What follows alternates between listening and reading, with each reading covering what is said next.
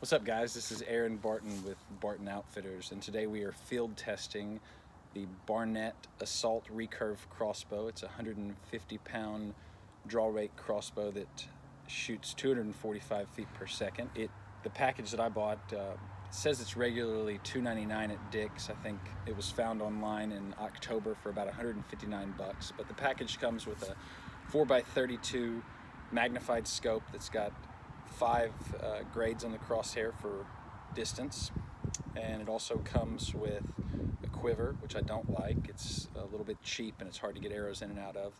Overall though, for $160 it's a pretty good crossbow. So we're going to see what it can do today with some 20-inch carbon arrows and some 100 grain field points. Let's go. I'm not a strong man by any stretch of the imagination, but I'm a grown man. I'm 5'11". This is a 150-pound draw weight.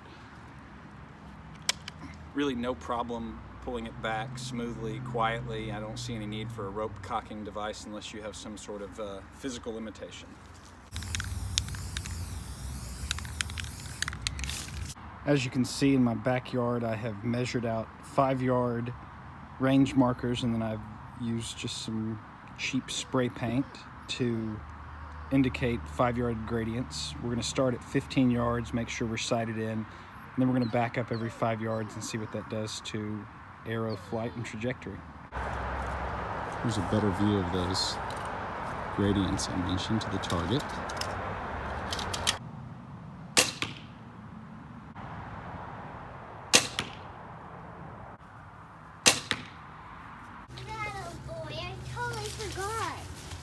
Is Sparky fine with all those holes in him still? Yes. Because we can replace this, right? Right? Can we replace that? Yes. Good. Okay, as you can see, at 15 yards, we're within an inch and a half up and down, and within maybe a half an inch left, right. So we're going to call that sighted in, and it is. I didn't have a solid rest there. Dad, I want to shoot my old bow. Landry wants to shoot her old bow. We're going to back up 5 yards. Daddy.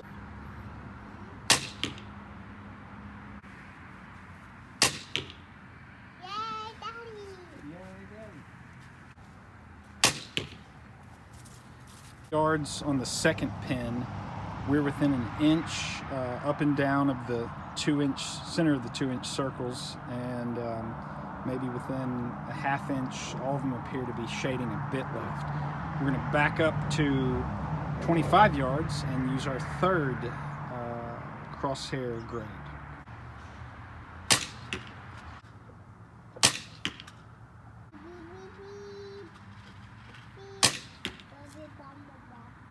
So that's group 3 at 25 yards using the third pin, again with the 20-inch carbon arrows.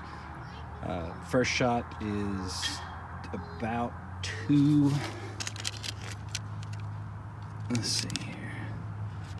about 1 3/4 inches off of center.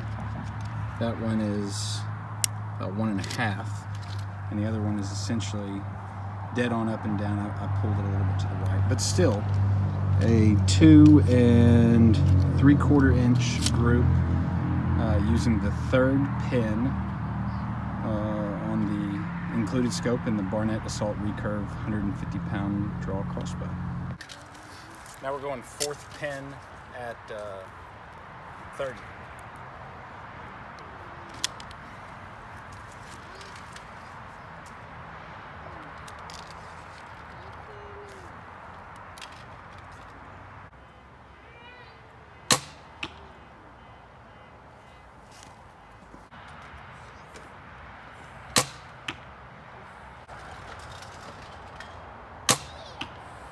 All right, so here's the group at 30 yards using the 4th pin.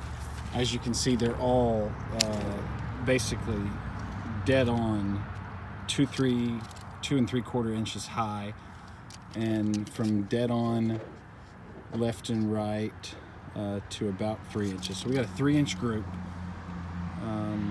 that are all 2 3/4 inches high, anywhere from, again, dead on left and right to 3 inches. So not bad with the Barnett Assault Recurve at 30 yards.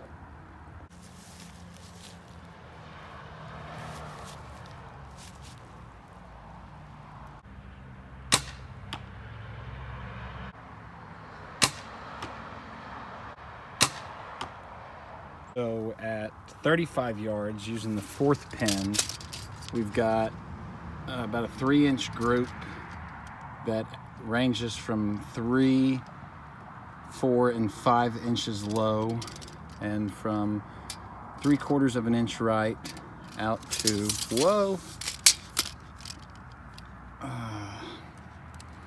out to about 3 1/4 inches right. So 3/4 of an inch to the right, 3/4 of an inch right. Nonetheless, 3-inch group at 35 yards using the 4th from the bottom pin, 4th from the top. Now we're going 5th pin, approximately 1.5 inches high at 40 yards.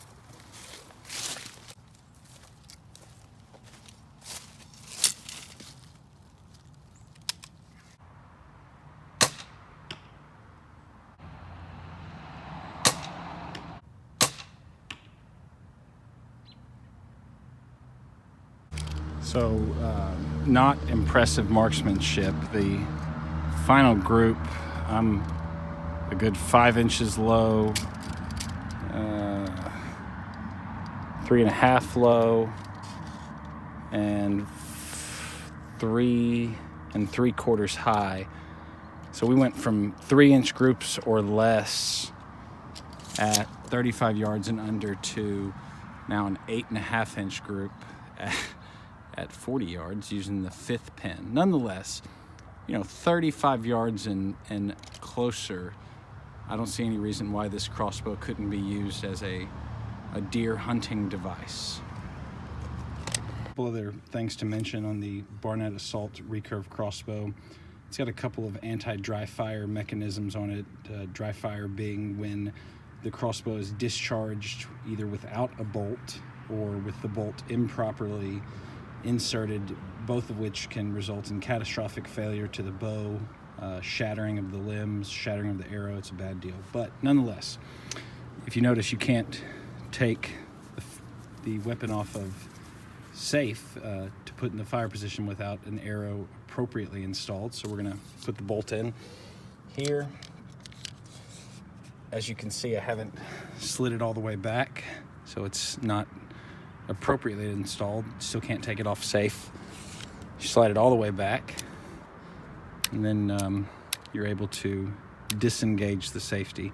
It's important to keep it on at all times because if you, say, put it on, take it off of safe, think you're going to have a shot, you don't, and then the arrow comes off the back of the string, you could still have a potential dry fire mechanism. But as long as you return it to safe mode, next time you go to shoot, you'll notice you can't disengage the safety, so you slide the arrow back, you're ready to go.